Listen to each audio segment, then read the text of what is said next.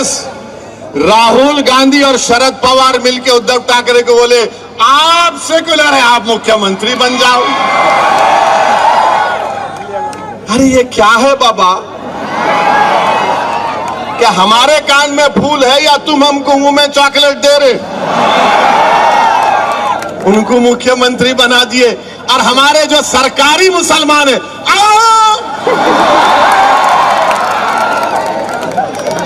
ये सरकारी अरे नहीं भाई, ये उन्हें नहीं तो इन्हें। अरे ये कौन सी बात हुई? मैं मर्द नहीं, मेरा भाई मर्द बोल तो कैसा?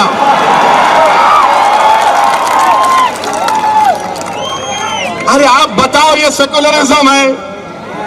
मैं यही तो पूछ रहा हूं, मगर पवार साहब नहीं मानेंगे मेरी बात को, बोलेंगे नहीं ये भड़काऊ भाषण देता है। अच्छा वो हो गया। अभी इम्तियाज साहब अपने भाषण में बोले कि सुबह 6 बजे अजीत पवार और देवेंद्र फडणवीस अचानक निकाह कर लिए। अच्छा निकाह करे करे शरद पवार साहिब को नहीं मालूम, भतीजा निकाह कर लिया, वलीमा नहीं हुआ, हुकूमत खत्म हो गई। वलीमा मालूम ना मालूम, अब ज्यादा नहीं बोलना, नहीं तो लोग बोलेंगे इन्हें उधर लेके जा रहे। अब कौन जिम्मेदार उसका? मैं जिम्मेदार। अब आप बताइए कि ये मामलात है। अच्छा ये लोग बोलते हैं कि नहीं मुसलमान हमको वोट देना, वोट देना आपका इख्तियार है, दलित वोट देना उसका इख्तियार है, हमारे दलित भाइयों का। मगर आप बताइए आपने मुस्लिम अकलियत को रिजर्वेशन क्यों नहीं दिया उद्धव ठाकरे? क्या एक मराठा का बच्चा डॉक्टर बनेगा? मुसलमान मोची का बच्चा डॉक्टर नहीं बनेगा। एक मराठा का बेटी आईपीएस अफसर बनेगी, तो क्या एक टीचर की बेटी आईपीएस अफसर नहीं बनेगी जो मुसलमान है? मगर आपने नहीं दिया। हमारी गरीबी यह है कि 83% महाराष्ट्र के मुसलमानों के पास एग्रीकल्चर लैंड नहीं है, 56% मुसलमान के पास कोई एसेट नहीं है, और सिर्फ 0.7% मुसलमान जो महाराष्ट्र के वो सालाना 3,60,000 उनकी आमदनी है, यानी 1% भी नहीं है। मगर हमको रिजर्वेशन नहीं देंगे। उद्धव ठाकरे बोलेंगे मराठा को मिलना बराबर मिलना, मगर हम क्या गुनाह करें? दो आप मराठा भाइयों को बहनों को, मुस्लिम भाई बहन को भी दो। मगर नहीं, मराठा ताकतवर होगा, मुसलमान गरीब से गरीब होगा, मगर वोट इनको देना पड़ेगा। अरे तुम खुल के क्यों नहीं कह देते कि हम तुमको हमेशा कमजोर करके रखेंगे, हम तुमको हमेशा भिखारी बनाकर रखेंगे? बोल दो, खुल के बोलो। तुम मुसलमान का वोट चाहते मगर रिजर्वेशन नहीं देते। शरद पवार साहिब, राहुल गांधी क्यों नहीं देते? नहीं, अगर देंगे तो हिंदू वोट बीजेपी को चला जाएगा। अरे वोट की बात नहीं हो रही है, इंसाफ की बात हो रही है। इंसाफ जब करोगे तो मजहब को छोड़ना पड़ेगा। इंसाफ मजलूम से होना चाहिए, कमजोर से पहले होना चाहिए, मगर उसके बाद नहीं करते। आपको मालूम पिछले साल 2021-22 में पूरे मुल्क में 1,80,000 मुस्लिम बच्चे हायर एजुकेशन से निकल गए। उसका 10% महाराष्ट्र का ताल्लुक है। इस पे कोई बात नहीं करेगा। मेरे अजीज दोस्तों और बुजुर्गों, अब महाराष्ट्र में यहां पर 2 in 1 की सरकार है। 2 in 1 है, शिंदे फडणवीस। पहले 3 in 1 था, पहले शरद पवार, राहुल गांधी और उद्धव ठाकरे। 3 in 1, अब 2 in 1। अब ये 2 in 1 की सरकार ने अपने दौरे इख्तिदार में 50 हेट रैलीज करवाए, 50 हेट रैलीज करवाए। लव जिहाद हो रहा, लव जिहाद हो रहा। फडणवीस साहब, मैं चैलेंज कर रहा हूं आपको आप बोलेंगे, आप ये रिकॉर्ड पेश कर दो, अगर दोबारा बोलेंगे तो यहां आना पड़ेगा। आप रिकॉर्ड पेश कर दो कि कितने लव जिहाद हुए हैं।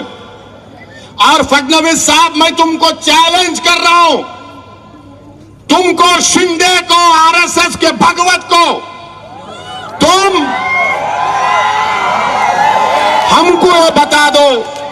हमको ये बता दो कि लव जिहाद का डेफिनेशन क्या है। किसको लव जिहाद बोलते बताओ, डिफाइन करो। तुम नहीं कर सकते। और नतीजा क्या हुआ? कोल्हापुर, अकोला, जलगांव, अहमदनगर जो मैंने जिक्र किया, ये सब तमाशे हुए। हम महाराष्ट्र की हुकूमत से, महाराष्ट्र के ब्यूरोक्रेसी से, पुलिस डिपार्टमेंट से ये कह रहे हैं कि आप सरकार की बातों में मत आओ, महाराष्ट्र के पीस को मेंटेन करो। आप सरकार को खुश करने के लिए आईपीसी इस्तेमाल मत करो। आप जो एक्यूज्ड है उनके खिलाफ इस्तेमाल करो। अमन जरूरी है। सरकारें आएंगी और चले जाएंगी। हम उम्मीद करते कि महाराष्ट्र के आला पुलिस ओहदेदार अपनी जिम्मेदारी को निभाएंगे। मेरे अजीज दोस्तों और बुजुर्गों, फिर हम ये भी देखते हैं कि हमारे वजीर आजम अमेरिका गए, वजीर आजम अमेरिका गए, हमको उस पर कोई इतराज नहीं है। हम भी चाहते हैं कि भारत, इंडिया और यूएसए के ताल्लुकात और अच्छे हों। अब तो हम स्ट्रेटेजिक पार्टनर हैं। अब तो हम एग्रीमेंट्स में शेयर्ड वैल्यूज का जिक्र करते हैं। मगर हमारे वजीर आजम जब अमेरिका में थे तो दो बातों का मुझे बड़ा एतराज है। उमूमन अगर कोई मुल्क का वजीर आजम फॉरेन टूर पर जाता है, उस पर तबसरा करना ठीक नहीं है। मगर वजीर आजम प्रधानमंत्री मोदी, मैं मजबूर हूं आपकी बात को यहां पर रखने के लिए। एक ये कि नरेंद्र मोदी ने पहली प्रेस कॉन्फ्रेंस 9 साल में मीडिया के सामने आकर की। 9 साल में कोई मीडिया उनसे सवाल नहीं कर सकता था, कोई मीडिया के लोग नहीं। हां, वो एक सेलेक्टेड मीडिया का ग्रुप है। जैसा एक इंटरव्यू लेने वाले पूछा, मोदी जी आपको आम पसंद है? काटने के पसंद है या चूसने के पसंद है? अबे क्या तू अभी भी इतना बुढ़ा हो के दूध निप्पल से पीता? फिर एक रिपोर्टर पूछे, आप अपने जेब में बटुआ रखते, कहीं को तेरे को धिंगाना होना,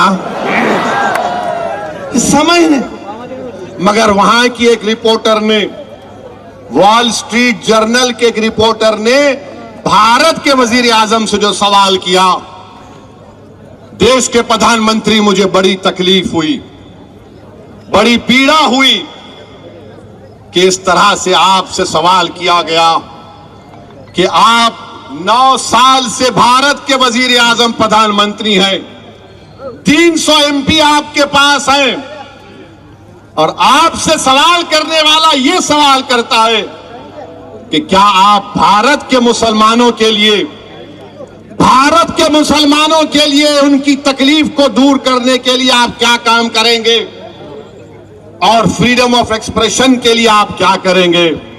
देश के प्रधानमंत्री, मैं खुश होता अगर आपसे सवाल होता कि आप उस देश से आते हैं जहां पर 50% आबादी भारत की 28 साल के नौजवानों पर मुश्तमिल है। मैं खुश होता